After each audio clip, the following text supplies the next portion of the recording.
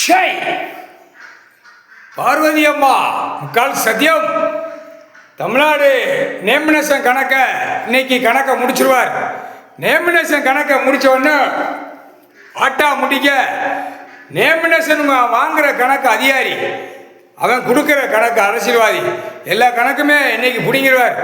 அரசியல்வாதி மாட்டுவான், கவர்மெண்ட் வேலை வைக்கிறவனும் மாட்டுவான், தேர்தல் அதிகாரிக்கு ஏற்கனவே உள்ளே போட்டாச்சு, அவனும் மாட்டுவான்.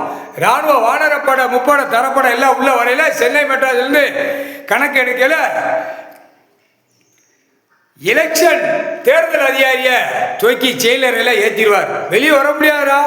வெளியே வர முடியாது, கணக்கு போட்டார். ஏன்னா கணக்கு நான் உட்கார்ந்த அப்புறம் ஓட்டு முத்திரை கேட்கக்கூடாது, எலெக்ஷன் முத்திரை வாங்கக்கூடாது.